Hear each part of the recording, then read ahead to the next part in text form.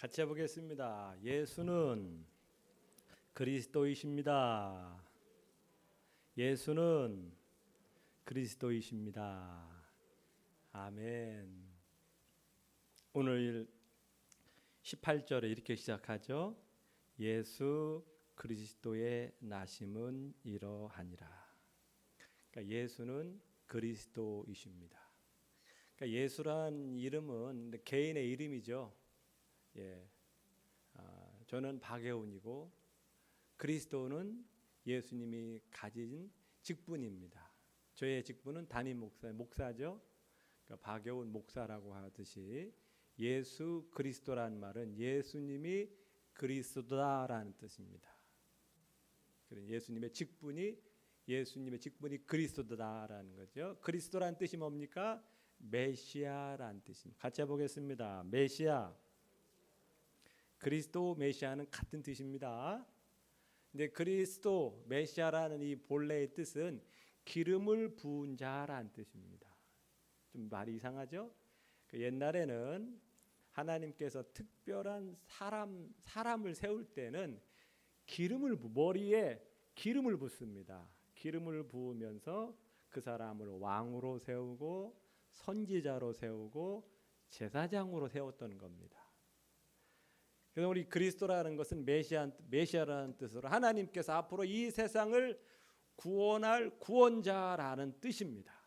그래서 그리스도라는 뜻은 이 세상을 죄에서 구원할 구원자다라는 뜻입니다. 우리 신앙생활하면서 이거에 대한 분명한 확신이 있어야 합니다. 우리는 예수님이 그리스도이십니다. 그분이 우리에게 영원한 생명을 주시고 그분과 함께 있으면 우리가 이 땅을 떠나면 천국 갈 것을 확신해야 합니다. 그리고 예수님을 믿음으로 우리의 모든 죄는 사함을 받습니다. 사함 받았어요. 그리고 앞으로 지을 미래의 모든 죄까지도 사함을 받아 놓았어요. 우리는 죽을 때까지 하나님의 자녀이고 하나님이 우리의 아버지가 되십니다. 우리가 실수하고 넘어지고 죄를 지을지라도 이제부터 하나님은 우리를 의롭다 하시고 우리를 하나님의 자녀로 삼아 주셨습니다. 아멘. 우리가 앞으로 죄를 져야 안 져요? 죄를 지을 수 있어요. 연약하기 때문에. 그것까지도 아시고 예수님 우리가 죽을 때까지 모든 죄를 십자가에서 이미 다 값을 치러 놓으셨어요. 예수님을 믿는 동시에 우리는 과거의 죄, 현재, 미래 모든 죄까지도 사함을 받아놓은 상태예요. 그래서 하나님 우리를 의롭다 자녀로 삼아주셨어요. 그래서 우리 하나님은 우리를 자녀 삼아주시는 걸 너무 기뻐하시고 또 우리의 아버지가 되어주시는 걸 너무 기뻐하십니다. 이게 바로 예수님의 덕분에 그런 겁니다. 예수님 덕분으로 우리가 하나님 자녀 된 겁니다. 아멘. 예수님 덕으로 된 거예요. 그러니까 예수님이 얼마나 좋으신 분이에요.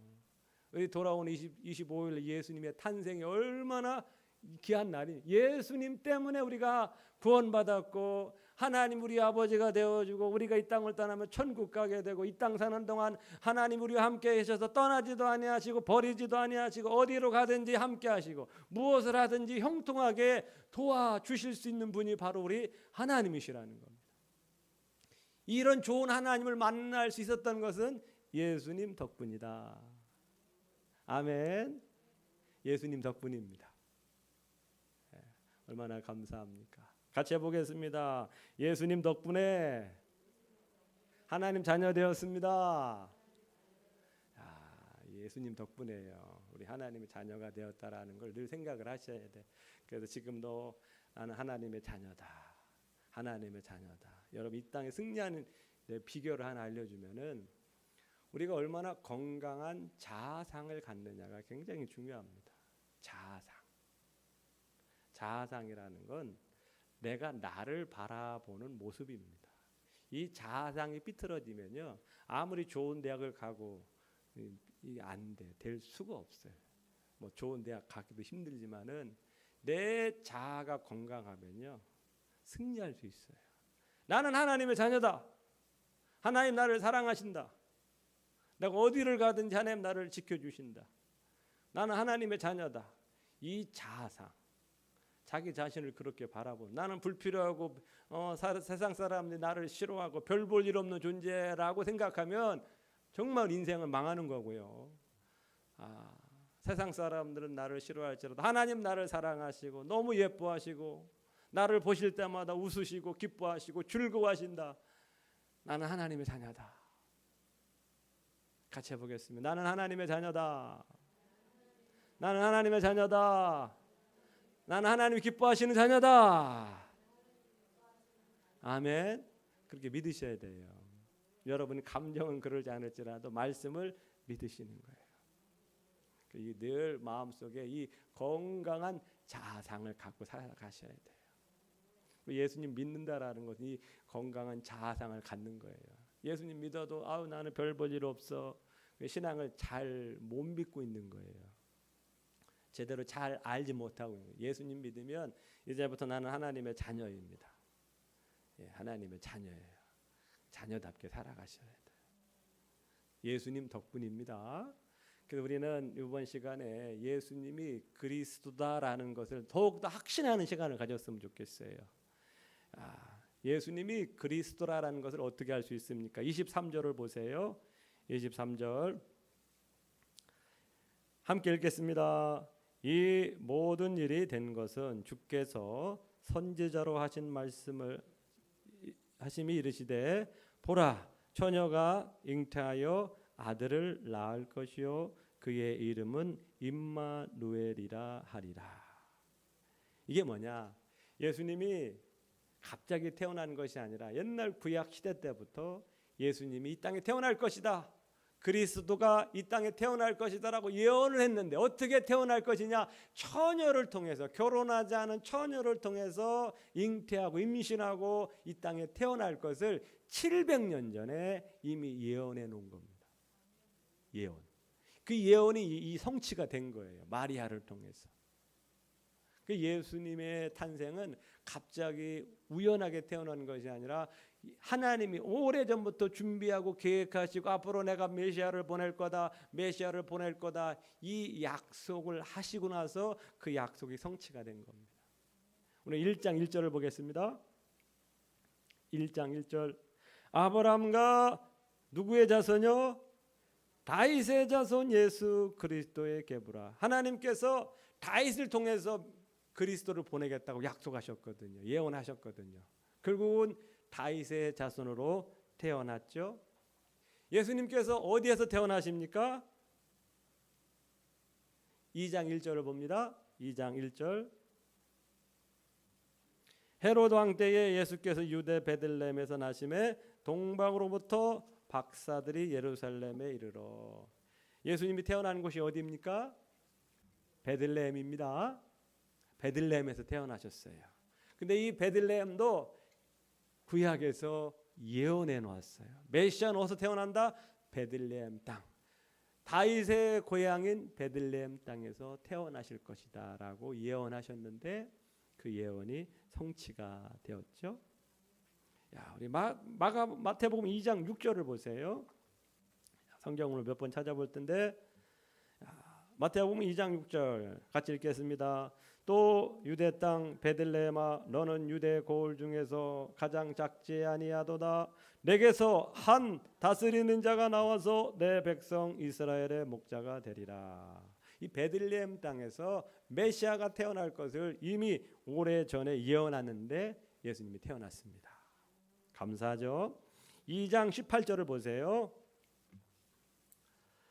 2장 18절 배경은 그 당시 헤로드 왕이 태어난다는 소식을 듣고 그 왕을 잘라내야 되겠다 싶어서 2살 아래는 다 죽이죠.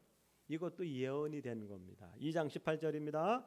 남아에서 슬퍼하며 크게 통곡하는 소리가 들리니 라헬이 그 자식을 위하여 애곡하는 것이라. 그가 자식이 없으므로 위로받기를 거절하였도다 함이 이루어졌느니라.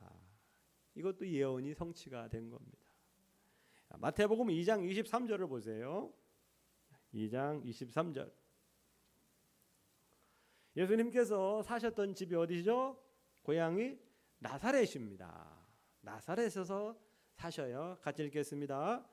나셋이란 동네에 가서 사니 이는 선지자로 하신 말씀에 나사렛 사람이라 칭하리라 하심을 이루려 함이러라.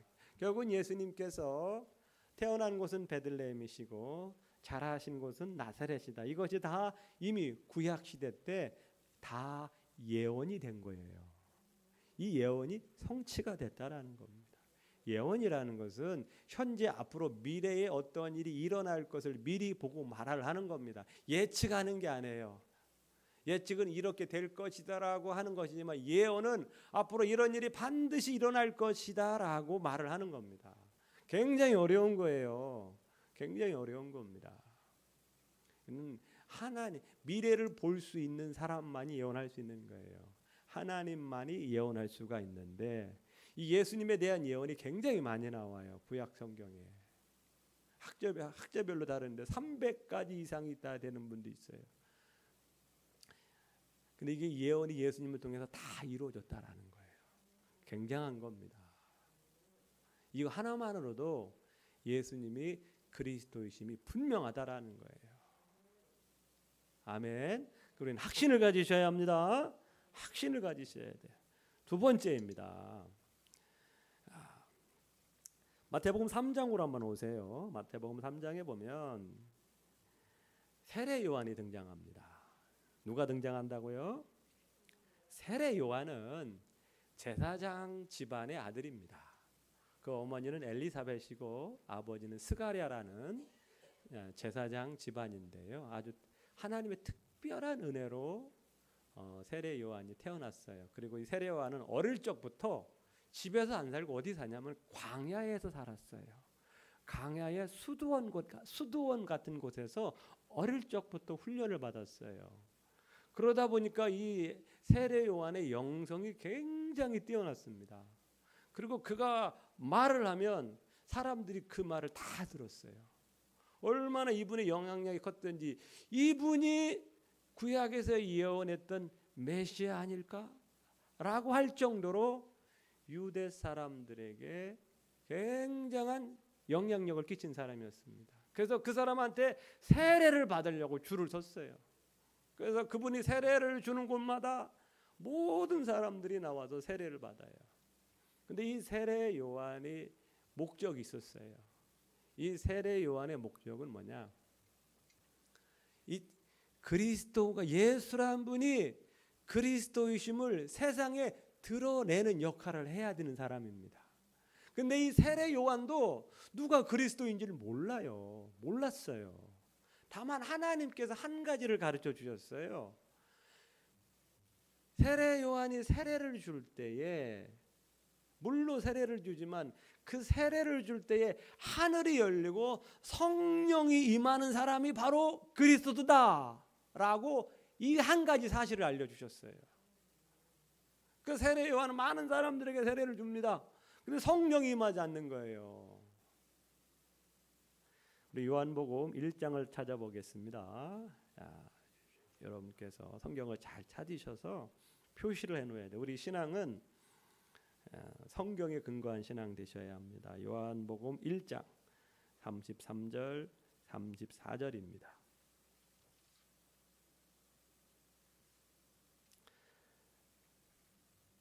함께 읽겠습니다. 나도 그를 알지 못하였으나 나를 보내어 물로 세례를 베풀라 하신 그이가 나에게 말씀하시되 성령이 내려서 누구 위에든지 머무는 것을 보거든 그가 곧 성령으로 세례를 베푸는 줄 알라 하셨기에 내가 보고 그가 하나님의 아들이심을 증언하였노라 하니라. 이 세례 요한은 선지자입니다. 마지막 선지자라고 할 정도로 하나님이 보낸 선지자인데 하나님이 세례 요한에게 말해서 너는 이 땅에 그리스도를 드러내야 된다. 그렇지만 그리스도는 누구냐? 세례를 베풀 때 하늘이 열리고 성령이 임하는 그 사람이 바로 하나님의 아들 그리스도다. 그것을 세상에 알려라. 이게 세례 요한의 목적이었습니다. 예수님보다 6개월 먼저 태어나서 이 일을 하신 거죠.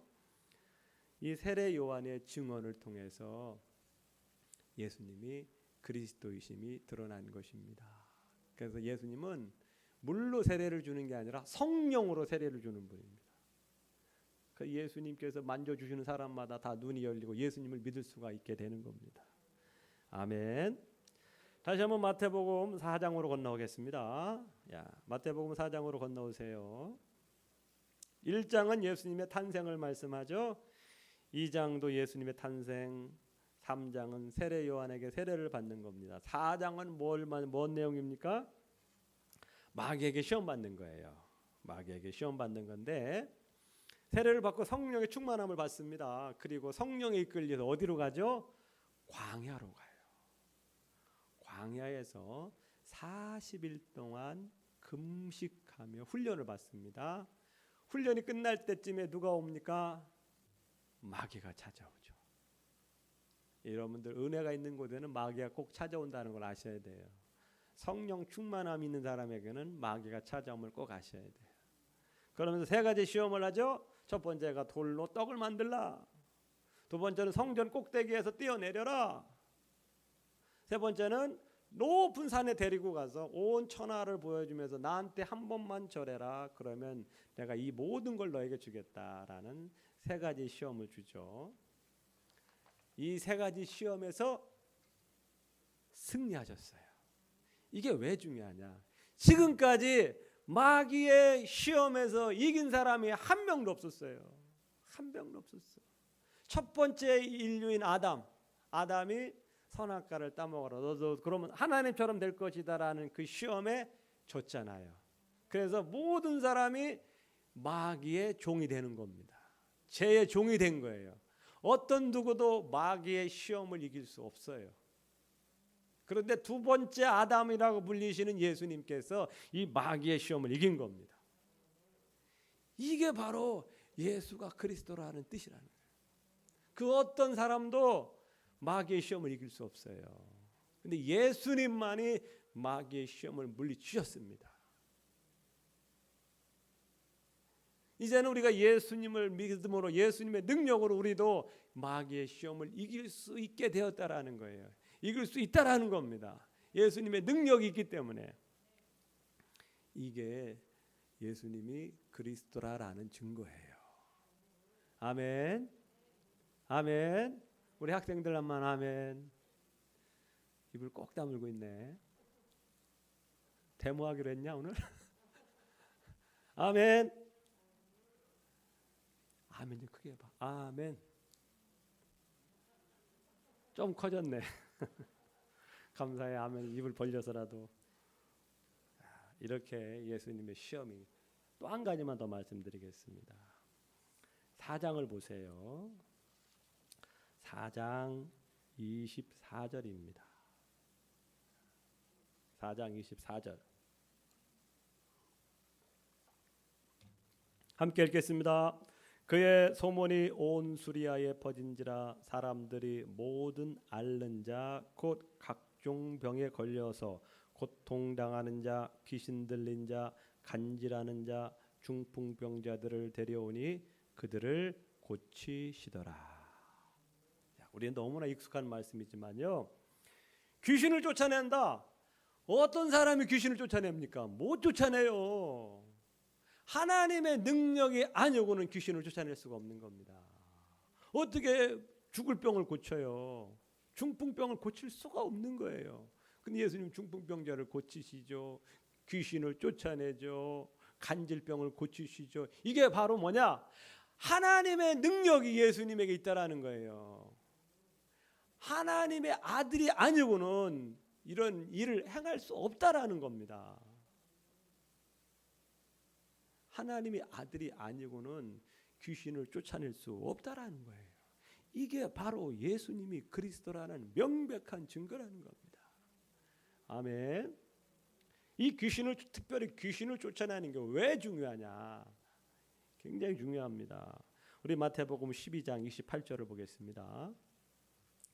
성경을 찾아보세요. 우리 학생들 왜 안 찾아? 성경을 다 찾아. 마태복음 12장 28절. 화면으로 안 띄워줄 거예요. 화면으로. 다음부터 미가야 띄워주지 마. 성경을 찾아야 돼. 마태복음 12장 28절을 보세요. 야, 이게 정말 중요한 말씀인 겁니다. 자, 같이 읽겠습니다. 시작. 그러나 내가 하나님의 성령을 힘입어 귀신을 쫓아내는 것이면 하나님의 나라가 이미 너희에게 임하였느니라. 귀신이 쫓아난 하나님의 성령이 그곳에 임했기 때문에 귀신이 도망간다라는 거예요. 그렇다면 이 땅에 정말 이 마귀가 지배하는 이 죄악의 세상에 성령께서 들어오셔가지고 이제는 귀신이 쫓아나는 곳에는 하나님의 나라가 임한다라는 거예요. 우리 각 사람 믿지 않는 사람들마다 다 마귀가 붙어서 귀신이 붙어서 예수님 못 믿게 하는데 그 사람들에게 붙은 귀신이 성령이 임하시면 귀신이 다 도망간다라는 거예요. 그래서 우리가 예수님 믿을 수 있게 된다라는 겁니다. 예수님을 믿는다라는 건 성령이 임했기 때문에 귀신이 떠나갔기 때문에 우리가 예수님 믿는다라는 겁니다. 아멘. 이 얼마나 귀한 일입니까? 우리 믿는 사람들도 이제는 예수님의 영이 임했기 때문에 귀신을 쫓아낼 수 있어요. 여러분, 저나 여러분들요, 귀신이 늘 찝쩍거려요. 뭐 한다고? 틈만 나면 찝쩍거려.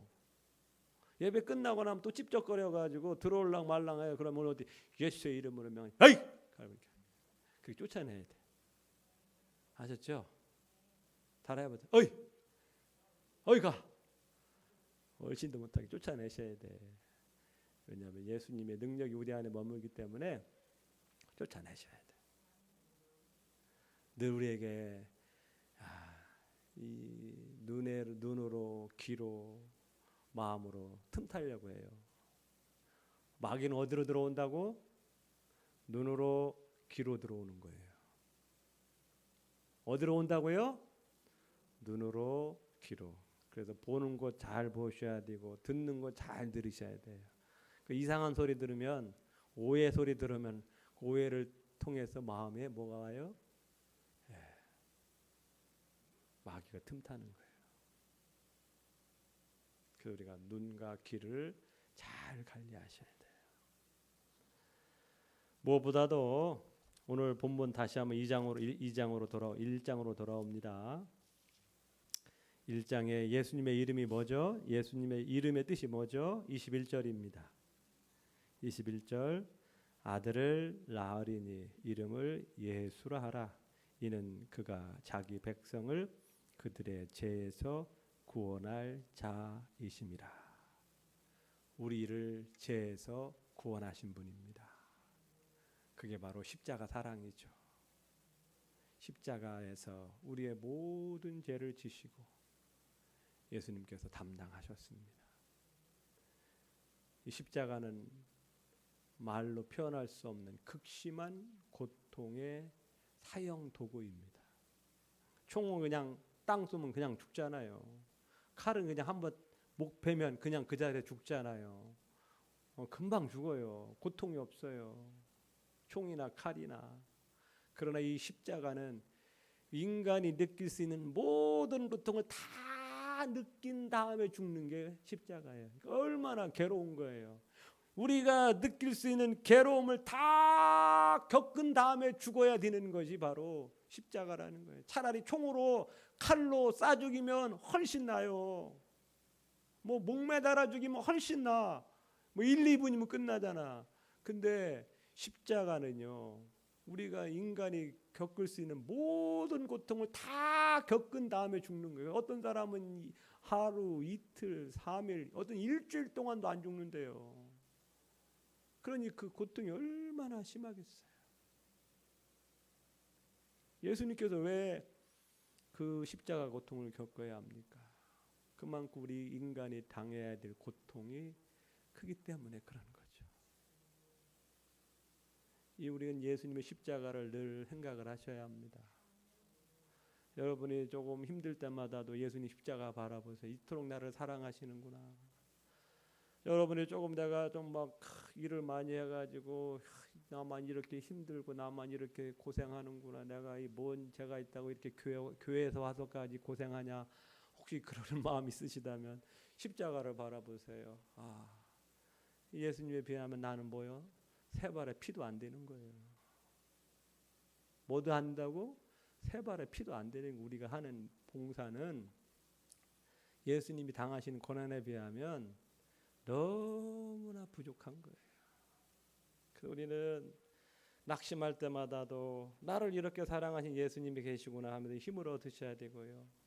내가 좀 교회로 바쁘고 피곤하고 분주하고 그래도 예수님 생각하면 내가 하는 일은 아무것도 아니지.